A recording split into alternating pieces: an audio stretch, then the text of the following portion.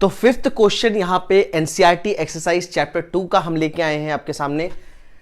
Question number 5 कह रहा है अ पैरेलल प्लेट कैपेसिटेंस, एक पेन लेते हैं, a parallel plate capacitor with air between the plate has a capacitance of 8 पिकोफैराडे।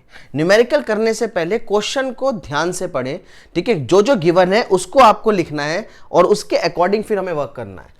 तो हमें सबसे पहले क्या चीज गिवन है, देखो सॉल्यूशन में हमें सबसे पहली चीज जो गिवन है वो है the capacitance of a capacitor is 8 picofarad, ठीक है। 1 picofarad is equals to 10 to the power -12 farad. हम ऑलरेडी थ्योरी में पढ़ चुके हैं, बट यहां पर इसका यूज नहीं करेंगे। What will be the capacitance if the distance between the plate is reduced by half? ये चीज हमें ध्यान देने वाली है। The distance is reduced by half. अब देखो डिस्टेंस मान लो कि ये एक प्लेट है, ठीक है, और ये दूसरी प्लेट है। अब इसके बीच की जो डिस्टेंस है, इस डिस्टेंस को हम मान लेते हैं d। इसके बीच की जो डिस्टेंस है इसको मान लेते हैं d। अब वो कह रहा है कि हमें कैपेसिटेंस निकालना है जब हमने डिस्टेंस को हाफ कर दिया है। मींस न्यू डिस्टेंस जो आएगी हमारे पास t dash, that will be equal to d/2। पहली चीज तो हमें ये ध्यान रखनी है, ठीक है। और दूसरा है and the space between them is filled with the substance of dielectric constant 6। अब देखो जब हमने डिराइव किया था कैपेसिटेंस का, तो मैंने कैपेसिटेंस की 3 कैटेगरी कराई थी। पहला, हमें कैपेसिटेंस फाइंड करना है when there is a air in the gap in between the plates. तो उसका हमारे पास फॉर्मूला आया था C is equal to A epsilon naught by D। अगर आपने ये थ्योरी नहीं देखी है तो आप सबसे पहले थ्योरी के लेक्चर्स में जाइए और वहां पे इसको डेरिवेशन को करिए, उसके बाद ये न्यूमेरिकल बहुत आसान हो जाएगा। दूसरा हमने देखा था C डैश, हमने कैपेसिटेंस निकाला था when the dielectric constant is there in between the plate. तो वहां पे हमारा जो एक्सप्रेशन आया था वो आया था A epsilon naught upon D minus T plus T by K।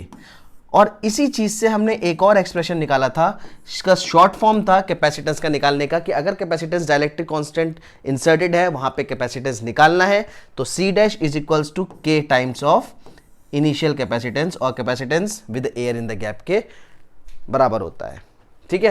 तो यहां पर हमें इतनी सारी चीजें नहीं यूज करनी है, हम याला फॉर्मूला यूज करेंगे। कौन सा? C dash is equals to KC, क्योंकि K हमें डायरेक्टली गिवन है 6। तो यहां पे सेकंड चीज जो हमें गिवन है वो क्या है? K is equal to 6। तो हम इसे कर लेते हैं, इसका हमारे को हमें इसका काम नहीं है, ठीक है। और तीसरा हमने एक और ड्राइव किया था जब मेटालिक स्लैब होता है बिटवीन द प्लेट्स। तीनों ही इंपॉर्टेंट है अपनी जगह। चलिए वापस क्वेश्चन पे आ जाते हैं। तो यहां पे एक डाइलेक्ट्रिक स्लैब लिख रहे हैं जिसका डाइलेक्ट्रिक कांस्टेंट है 6 और D हो गया है D/2। तो चलो ये करते हैं हम। इनिशियल कैपेसिटेंस हमें 8 पिकोफैराडे दिया है, तो हम यूज करेंगे C dash is equal to K times of C, that is equal to K times of A epsilon naught, और जो नई वाली डिस्टेंस है दैट इज D/2। 2 ऊपर चला जाएगा तो हम इसे लिख सकते हैं C dash is equals to 2 into K times of A epsilon naught by D। अब देखो प्लेट का ना तो एरिया गिवन है ना डिस्टेंस गिवन है, तो हम सीधे सीधे इसकी कैपेसिटेंस की वैल्यू रख देते हैं। तो यहां पर ये आ जाएगा हमारा 2 इंटू, देखो C dash is equals to 2 into K हमें ऑलरेडी 6 दिया हुआ है, तो 6 into A epsilon naught upon D की जगह सीधे सीधे कैपेसिटेंस रख दो 8 पिकोफैराडे, तो ये हो जाएगा 8। तो 6 टू 12, 12 8 जा 96 पिकोफैराडे। तो we got the capacitance 96, that is a answer। तो ये था हमारा question number 5 of NCERT exercise. Next class में क्वेश्चन नंबर 6 करेंगे, एक एक करके सारी वीडियोस आएंगी, हर एक क्वेश्चन का एक्सप्लेनेशन आपके सामने आएगा। Thank you.